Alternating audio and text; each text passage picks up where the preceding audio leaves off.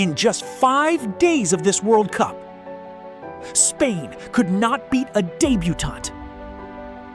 Brazil could not beat Morocco. Turkey got destroyed by Australia. And Japan, without their 3 best players, held the Netherlands twice. In the final minutes, something is very, very different about 2026. And nobody is talking about why. Today, we fix that. Let's start with Japan, because what happened in Dallas on June 14th was not just a result. It was a statement. Before the tournament even began, Japan lost Kaoru Mitoma, their best winger, to a hamstring injury. Then Takumi Minamino, their top forward, went down with an ACL tear. Then Wataru Endo, their defensive anchor, ruled out with a foot problem. 3 key players gone before a single ball was kicked. Most teams would collapse. Most teams would lower expectations. Most teams would play scared. Japan played the Netherlands. The Netherlands, a team with Van Dijk, De Jong, Gravenberch, Somerville, players from Liverpool, Barcelona, Arsenal, West Ham. One of the favorites to win this entire tournament. The Dutch went 1-0 up. Japan came back. The Dutch went 2-1 up. Japan came back again. 89th minute, corner kick, deflection, 2-2. The stadium erupts. Here is a fact that will stop you cold. The Netherlands had never, in their entire World Cup history, failed to win a match when they led by 2 goals. Japan just ended that record. Without Mitoma, without Minamino, without Endo. Imagine Japan with all 3 of those players fit. The rest of this tournament should be very, very worried.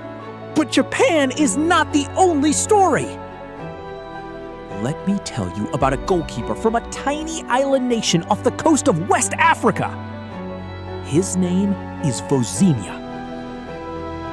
He plays for Cape Verde, a country with a population of just 500,000 people.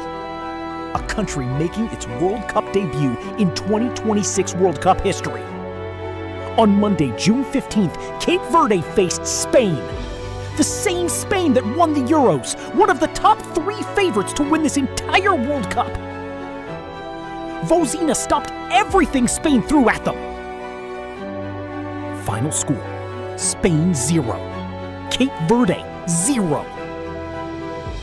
A debutant nation held a World Cup favorite to a goalless draw. It was described as the biggest lost bet in 2026 World Cup history. And Vozinha, that goalkeeper from a 500,000 person island, gained 5 million followers in a single night. 5 million followers, one night. That is what this World Cup is doing to the world. Now, let me show you why Japan and Cape Verde are not accidents. Australia faced Turkey, a squad packed with Premier League, Serie A, and Champions League stars. Arda Güler from Real Madrid, Kenan Yildiz from Juventus, Hakan Çalhanoğlu from Inter Milan. Turkey controlled possession, camped around Australia's penalty area, created chances. Australia scored twice on the counterattack. Final score, Australia 2, Turkey 0. A team of superstars, beaten by a team playing simple, disciplined counterattack football. Sound familiar? That is exactly what Japan did to the Netherlands. And Morocco drew 1-1 with Brazil, not just surviving, but dominating the Brazilian midfield. Anchored by an 18-year-old making his World Cup debut. A teenager against Brazil. Dominant. And Egypt held Belgium to 1-1. The same Belgium with De Bruyne, Trossard, and Lukaku. Spain, Brazil, Netherlands, Turkey, Belgium. none of the top 5 favorites won their opening match. That has never happened before in World Cup history. So why is this happening? Number 1, the 48-team format has changed everything. More underdogs, more teams with nothing to lose and everything to gain. When you have nothing to lose, you play free. And free teams are dangerous.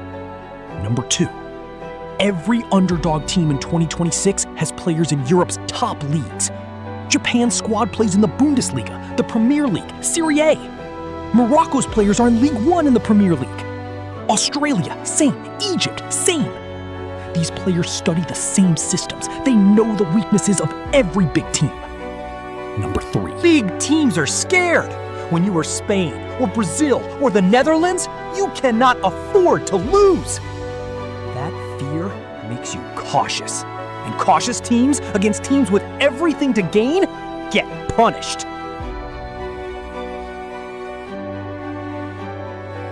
Japan proved this on Sunday. Cape Verde proved this on Monday. Australia proved this on Saturday. The era of big nations dominating just by showing up is over. Japan plays Tunisia on June 20th. If they win, they go through to the knockouts. And if a shorthanded Japan team reaches the knockouts, they become the most dangerous team in this tournament because nobody has seen them fully fit yet. The question is not whether underdogs can compete at World Cup 2026. The question is, which giant falls next? I want to know what you think. Comment below. Who is your dark horse for this World Cup?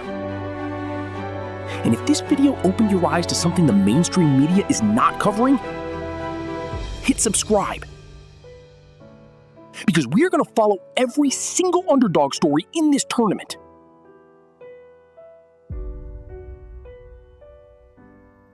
All the way to the final.